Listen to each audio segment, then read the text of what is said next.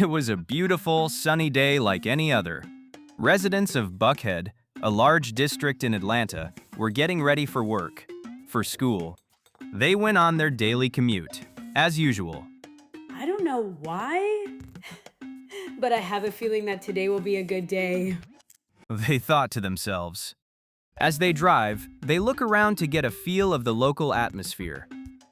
And they looked up to a particular billboard, which just so happened to be their greatest mistake.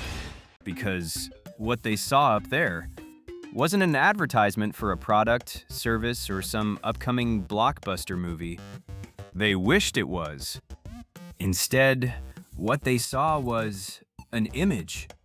An image so vile beyond human comprehension, so disgusting that it will be forever etched into their retinas. An image of a man stretching a certain body part to an impossible diameter, revealing the insides. And this is the moment they wished they could forget. But how did we get here exactly? To understand, we have to go back. See, kids, I'm going to tell you a story. A story about the websites of the early internet. You see, the old internet back in the day was like a vast digital wilderness. It was chaotic. People built the most unhinged websites imaginable, and we weren't ready to see anything like it. So today, we are going to visit the most meaningless, the most unsettling, and the most terrifying websites. Some of it is still up, but some no longer exist, but merely a fond, albeit fucked up memory. Boys, we're going in.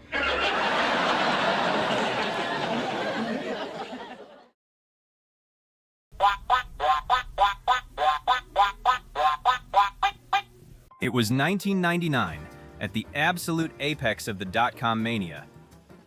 It was when the funny folks at a university in Washington thought it would be kind of funny to parody the elaborate Flash introductory pages, which was common in the early internet websites. So they created a joke website called Zombo.com. This is a dead simple website consisting of an Adobe Flash animation featuring 7 colorful pulsing rings. This visual was accompanied by a booming theatrical voiceover that repeatedly declares, "Welcome to Zombo.com. This is Zombo.com. Welcome. This is Zombo.com. Welcome to Zombo.com. You can do anything at Zombo.com. Anything at all. The only limit is yourself." Did you hear that? We were repeatedly promised infinite possibilities. At Zombo.com. we can do whatever the fuck we want. We truly are invincible at Zombo.com. and nothing can stop us at Zombo.com. we have the infinite possibilities to do something? But surely there has to be something else to do here? Nope. That's it. That's the whole website. Just an endless loading screen and a voiceover. It never delivers anything. Clicking anything on the page produces no result. There are no links, no content, no purpose. Now, I know what you're thinking. So what? That's it? That's kinda lame and stupid? Well, to be fair, it kind of is. But back then, this shit was peak. It was passed around via emails as a prank to see how long a person would sit, waiting for something to happen. That's the whole joke. Things were just so simple and great, weren't it? Due to its simplicity, Zombo.com was truly one of the first internet memes, as the cool kids these days like to call it. It was the internet's very first massive anti-joke. But now, you see, if you do a Google search and access the website, you will see that it is completely different. You might then call this video bullshit and start calling me a liar. But hear me out. Because what if I told you that it was not quite the end of Zombo.com?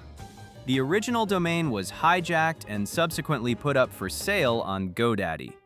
Finally, the website got purchased by a third party and got a major makeover. Do you remember the whole logo redesign thing that was done by big companies in recent years? Yep, it got the same damn treatment. Instead of the colorful pulsing rings, it is now a soulless, boring loading bar.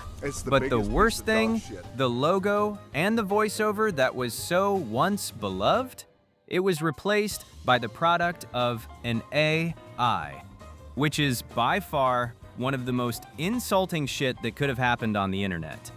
It sparked outrage online in various communities, but can you really blame them?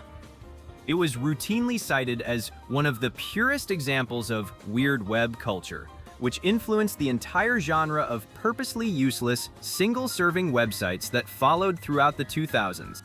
And among those websites, some are not only useless, but also painstakingly stupid. The kind of stupid that only involved an anime girl and a leak. That, for some odd reason, became an early internet legend. What you are looking at is leek spin, or otherwise known as Loitema Girl. Now, I bet my entire life saving that you have seen it referenced somewhere. That was how iconic this was. The website, leekspin.com, simply consisted an animation of an anime girl spinning a leek to a Finnish folk song. It just goes on a loop, forever. And under it is a timer showing how long you have been spinning. It is all that it does. But you can't stop watching. You are put in a weird trance. You are here forever. But what exactly are we being hypnotized to? The main star of the show is Orihime Inoue, a popular character from the Japanese anime Bleach. The animation is taken from episode 2 of the Bleach anime series between the 12th and 14th minute.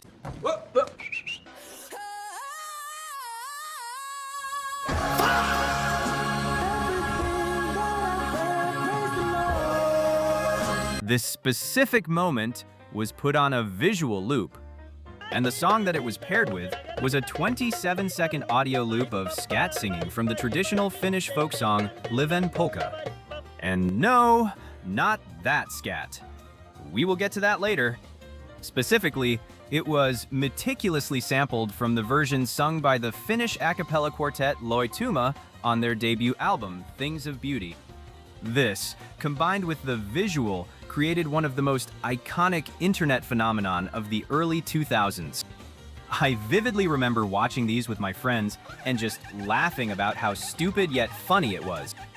The author of this masterpiece is widely believed to be the Russian LiveJournal user Green, having posted a link to the meme on his LiveJournal feed on the 23rd of April 2006. It spread like wildfire through early internet communities, particularly on 4chan and anime forums. It even successfully breached containment from niche message boards and entered pop culture. Countless videos, remixes, and parodies have been inspired by the Flash animation, which featured the animated background, the song clip, or otherwise referenced the style of the animation. It even got featured in that one episode of Phineas and Ferb. But perhaps the best thing that came out of this?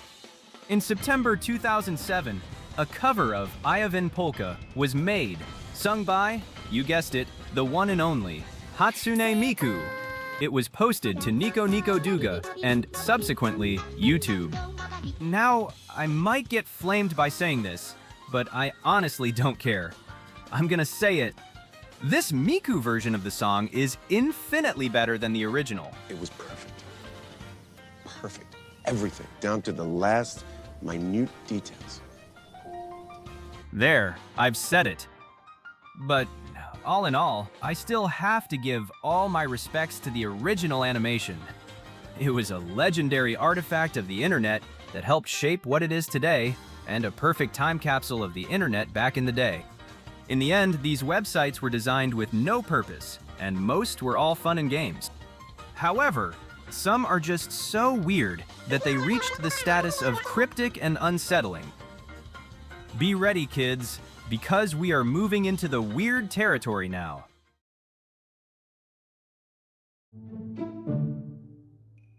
Are you in Florida looking for some wedding attire? Look no further than Yvette's Bridal Formal, where we turn your wedding day dreams into a stunning reality. If you want, you can take a look at our website, yvettesbridalformal.com. How do you like our collection? Believe it or not, this vomit of a website that you are looking at was meant to be a promotion tool for a local bridal and formal wear dress store called Yvette's Bridal Formal. And, well, with the advent of the internet, someone just had to build a website to promote the business. That job fell to the salon owner's son, Sean Anderson. And Sean here? He is no regular Joe. Sean is very different. A true visionary, the modern Picasso. In Sean's brilliant artistic mind, he envisioned a website that is so breathtakingly beautiful, it will surely turn Yvette's Bridal Formal into the most well-known bridal clothing in all of Florida. And the result? A website so disgusting to the human eye and a little bit creepy. The site was an infinitely scrolling, neon-drenched labyrinth of flashing text, bizarre occult illustrations, automatically playing MIDI files, and seemingly endless, nonsensical hyperlinks. But of course, you are not expected to understand it. I mean, how can your pitiful little brain comprehend the greatness of Sean's artistic vision? Even Yvette, the owner herself, ultimately disowned the site design due to its unsuitability for commerce. But not Sean. He maintained it as a piece of ongoing performance art, an unsettling rabbit hole he had constructed for internet users to fall into. The site went viral in the early internet era as possibly the worst website ever made. And in a way, the shop achieved the attraction it wanted. People actually visited the store. It even attracted real-life conspiracy theorists visiting the store to investigate. But when the shop eventually closed, the URL went dark. It is preserved via the Wayback Machine. This self-proclaimed art website is a creepy pile of genuine eye vomit. But some can be actually artistic under the right hands. Although it feels a little bit modern artsy, it still retained the creepiness factor. Speaking of art, have you heard of Superbad? No, not the American coming-of-age teen buddy comedy film premiered in 2007, starring Jonah Hill and Michael Cera, but a website, superbad.com. And if you think it promoted the movie, something kind of like this, then you are wrong. It's this website. A highly calculated, artistic endeavor created by web designer Ben Benjamin in 1997, exactly a decade before the Superbad movie release. And in case you are still confused, it was just a random-ass website that does not have anything to do with the Superbad movie itself. Because what you are looking at is a gateway to a network of at least 143 interlinked pages filled with creepy and bizarre graphics, abstract animations, satirical text, and pop culture references. Clicking any element of each website takes you to the next. It is basically one of those 21st century humor memes a few years back, where things are so absurd it is kind of funny. But in this case, it is, not gonna lie, kinda scary. Shiver my timbers! Shut up, man! Well, as weird as it is, I think this website is more of an online art installation. A weird and unsettling one. In fact, if you visit it today, you will still find the same confusing, non-linear labyrinth of interconnected pages. It retains all of its original aesthetics, a perfectly preserved internet time capsule with a hint of scary, the subtle kind of way. But we still haven't reached the meaty part yet, because there was a very specific, unhinged, absolutely vile and disgusting category of website that is meant to not startle you, but shock your very core. And it played a major part in forming a massive subgenre of reaction videos on early YouTube, and still quite massive till this day. So now, we move on to the part we have all been waiting for.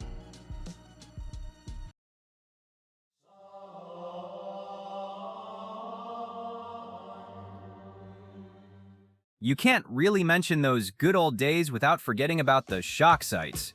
So, let me introduce you to the 4 horsemen of internet infamy: Gotsy, Tubgirl, Lemon Party, and 2 Girls, 1 Cup. These were one of the most iconic shock sites of the early internet, used to punish curiosity of unsuspecting internet users. And one of the earliest examples was the Oprah. Who wouldn't love her? But did you know that her show had a website? You see, back in the day, that website existed a message board, and in it was a section called Soul Stories, designed as a women's digital safe space for self-empowerment, intentionality, and spiritual healing. How sweet. How inspiring. Unfortunately, not everyone thinks so, especially the trolls. So, they coordinated a raid on the website. They posted threads with titles feigning emotional distress or seeking support, and in those posts was a link leading to an image. An image so vile beyond comprehension, so disgusting, that it will be forever etched into their retinas. An image of a man stretching a certain body part to an impossible diameter, revealing the insides. Sounds familiar? So, how did this happen?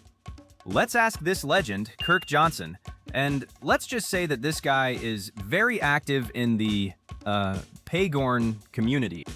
He was discovering his own body and sharing it among the community's emails and message boards like Usenet. What he shared was a collection of 40 images, compressed into a file called GAP, circulating informally among participants in Philadelphia area body modification scenes and related digital groups. And poor Kirk here, he only wanted to share his collection through the local community. He never meant to spread it to the world. And like the dark arts, it should have stayed hidden. But then the hackers found it. They went by the name Hick Crew. And in the collection of images, they found a particularly interesting image, titled Gap 3. They found their weapon of choice. They found gold. With one member among them with the handle Merlin saw the potential for destruction, they registered the domain gotsy.cx in 1999. The website itself? It had layers to it. It contains 4 separate links. The first page, the receiver, is this pristine image. The second page, the giver, is another image of another guy with a supermassive dong lying on a convertible. Which, if you think about it, is actually a funny joke. The third page, feedback, contains emails from different people in the world that either display their disgust, appreciation, or disappointment that the site is down, which, if you think about it, is actually wholesome. The website became incredibly popular as a prank. People were sending it to their friends or online strangers as an apparently innocent link, such as video game cheats, software downloads, or innocuous images. And you might have guessed it, it was turned into a weapon. Hackers gained unauthorized access to target sites and replaced standard visuals, such as banners, logos, or thumbnails, with the dreaded photograph. Billboards were hacked. Wholesome message boards were raided. It even spawned a series of humorous parodies and tributes. People thought this image was an actual aftermath of a hurricane. Or some random person submitted this sketch proposal of the 2012 Olympic logo. Even big companies such as Audi joined in on the fun. However, some good things has to come to an end. In 2004, the Christmas Island Internet Administration finally suspended the domain following complaints from a resident. Regardless, the damage to the collective internet psyche was irreversible, and mirrors proliferated endlessly to this day. The website was a pioneer. It walked so the other shock sites could run. One of the most well-known websites that are equally disturbing actually involves more yellow liquid. Yep, I'm talking about... Unlike Gotsy, which has somewhat of a clear origin story, Tub Girl's beginning was a shrouded mystery, which makes it more interesting and not less disgusting. In the very early 2000s, a disturbing image was posted on a relatively notorious gore and oddity website, rotten.com. No one knew who posted it, where it came from, or in what context it was created. The image depicted a woman not wearing any item of clothing. She was wearing a mask, so we didn't see her face or expression. She lay in the bathtub on her back, hence the name. Her legs pinned far behind her head. Her private area faced directly at the camera, at us. The picture was taken from the top-down view. And hey, don't forget the cherry on top. A stream of yellowish liquid shoots from that area in a curve-like dynamic onto the air and down to her face below. Hello? Which, not gonna lie, is quite an impressive feat. That image was initially floating on the internet and didn't have a home. Until 2002, it was anonymously registered under the domain tubgirl.com. Yes, you guessed it. That domain name was meant to trick the Gooners. It followed Goatsee's footsteps, circulated as a deceptive link. The trolls used it as a prank and deployed in forums and chat rooms to shock the uninitiated. The image was even publicly posted on the front page of the Kotaku website as a prank. A lot of people got exposed to it. An apology was issued. Oh my god. Yes. I'm sorry. Like many single-image shock sites from the Web 1.0 era, the original domain eventually went offline. And the flow of that strange yellow liquid will always be a part of the internet's Hall of Infamy. Speaking of yellow liquid, does anyone fancy some lemonade? Right now, if you search Lemon Party, you will get all the information about a popular shock site. But back in 2002, the term Lemon Party was only the name of an actual satirical Canadian political party founded in 1987. But don't get mistaken, the shock site and the political party are not related to each other at all. Not yet, anyway. Since somebody saw the potential of using the name for something sinister. See, whereas Tub Girl was targeted at the Gooners, this website was meticulously designed to target the politically invested individuals. So, a website was registered at lemonparty.org, and in it, a single image. It is an explicit photograph of 3 clothless elderly men in a bed engaging in very intimate activities, accompanied by a background music, the 1963 doo-wop song, If You Want to Be Happy by Jimmy Soul. Like the others, it was used as a bait-and-switch prank among friends. But this one goes a little bit deeper. The trolls used this factor to full tactical advantage, distributed physical flyers in real-world public spaces bearing misleading political or economic messages, along with the link, of course. In other words, the political Trojan horse. It was also mentioned in a number of movies and medias, such as in that Superbad movie cast interview. Should we just plug lemonparty.org? Yo, yeah. If you want the filthiest thing you'll ever see, go to Lemon Party. You know, the American coming-of-age teen buddy comedy film premiered in 2007 starring Jonah Hill and Michael Cera? Yeah, I meant the actual movie this time. It was also in TV sitcoms, such as 30 Rock, The Simpsons, Lemon Party. Archer, and so on. Abigail Lemon Party. This is my... It was influential in its own way, targeted at humanity's most primal fear, naked old people.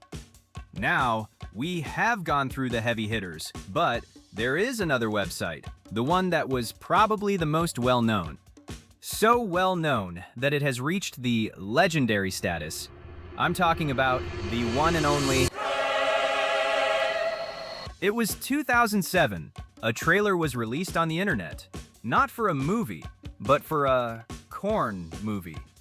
The trailer, lasting approximately 1 minute, featured 2 young ladies named Carla and Latifah. The 2 lovely ladies then proceed to defecate into a cup. They then take turns consuming the excrement and subsequently throwing up at each other's mouths. Oh my god, I'm sick just thinking about it. This trailer, subsequently titled 2 Girls 1 Cup, was hosted on the website 2girls1cup.com. And the rest was history. The whole thing was a train wreck you could not look away.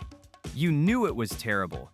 But, my god, you couldn't stop watching. Millions of internet users began posting reaction videos filming their friends, family members, and themselves watching the video for the first time, capturing their visceral disgust, screaming, and gagging. Like the way how these things usually goes, it even got the celebrities to react and make parodies, which were kinda funny too. Joe Rogan saw it. John Mayer created a parody of it called 2 Guys 1 Cup, in which he was eating yogurt. Conan O'Brien made a skit named 1 Guy 2 Bowls, allegedly posted on his fake adult website. Even big companies jumped in on the fun. The German electronic company MediaMarkt marketed a cupcake maker dubbed 2 Girls 1 Cupcake Maker. Or the time when the Coca-Cola company became accidentally involved. In a 2010 promotional campaign for Dr. Pepper on Facebook, Coca-Cola allowed users to let Dr. Pepper publish embarrassing status updates on their profiles in exchange for a chance to win $1,000. What's the worst that could happen? One of the possible status updates was, "I watched 2 Girls 1 Cup and felt hungry afterwards." Yummers. What a great marketing strategy. So great that Coca-Cola later terminated its relationship with the digital marketing agency responsible for the campaign.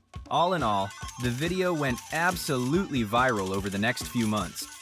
However, as the site reached its peak, they decided to sell the domain because they were cut from all revenue sources due to the site's nature and were losing money quick. But the legacy it left behind was undeniable. You see, 2 Girls 1 Cup, along with other shocking, meaningless, and creepy sites, collectively defined the boundaries of the early internet. It was a new, wonderland yet dark, confusing, and deeply strange place in its early years.